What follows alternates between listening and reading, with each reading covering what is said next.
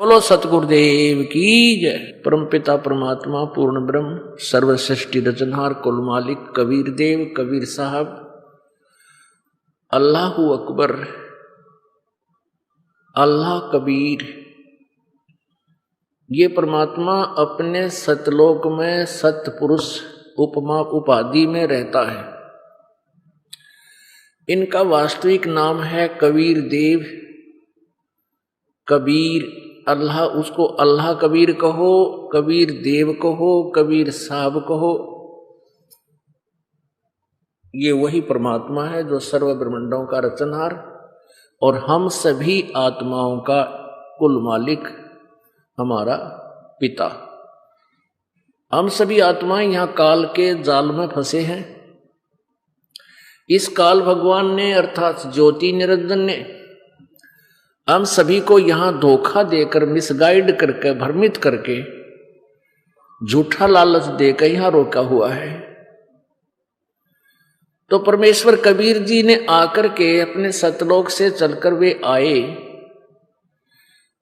और यहां अपनी प्यारी आत्माओं, श्रेष्ठ आत्माओं को, अच्छे दृढ़ भक्तों को आकर मिले। उन दृढ़ भक्तों को, अपनी अच्छी आत्माओं को, प्यारी आत्माओं को आकर के अपने विषय में अर्थात सत्य पुरुष की के विषय में, पूर्ण परमात्मा के विषय में और पूरे अध्यात्म ज्ञान के विषय में यथार्थ जानकारी दी।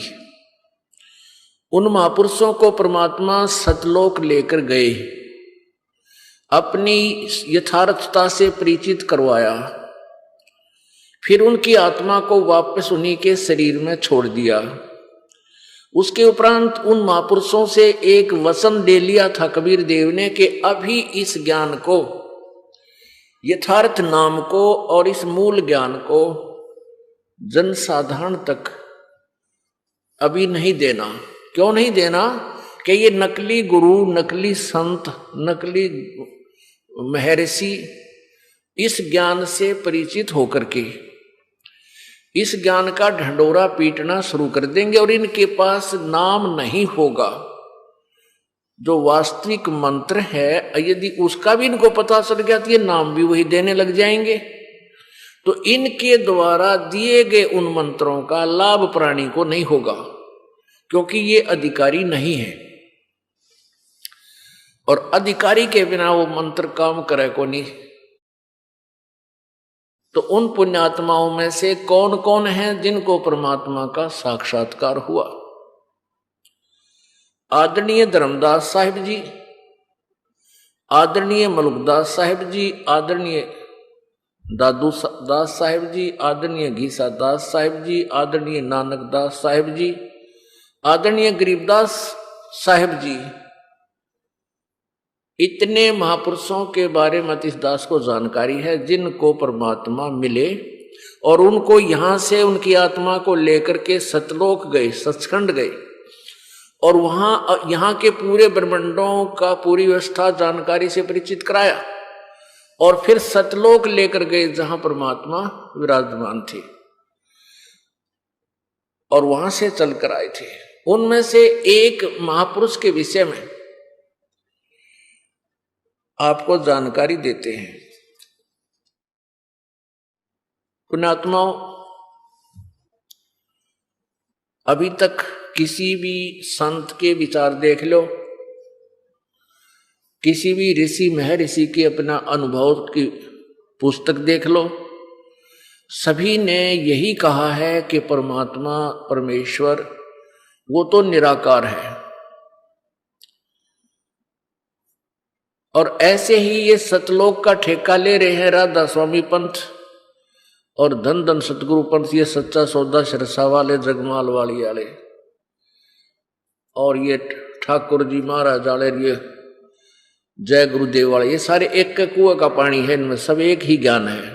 वो घिसे पेटे नाम, वो घिसे पेटी दंत कथाएं।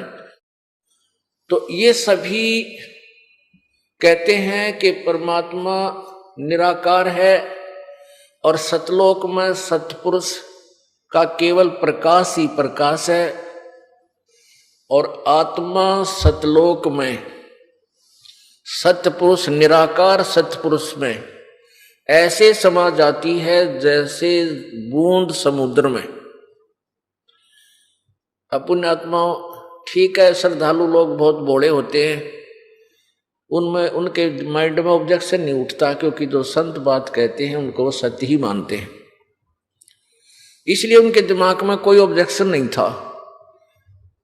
और जबकि एक बहुत ऑब्जेक्शन की बात है कि एक तरफ तो जैसे एक शब्द है, करने नो दीदार महल में प्यारा है, ये कबीर जी का शब्द है, कबीर जी की अमृतवाणी का ये एक शब्द है, और उस शब्द को लेकर के इन्होंने सतलोक के ठेकेदार बन गए।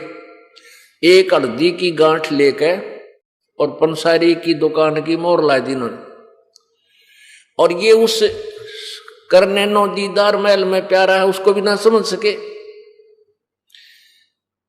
पुण्यात्माओं कहते हैं सतगुरु बिन काहू न पाया ज्ञाना, ज्यों थोथा हो छड़े किसाना। और गुरु बिन वेद पढ़े जो प्राणी, समझे ना सार रहे अज्ञानी। अब विचार करने की बात है।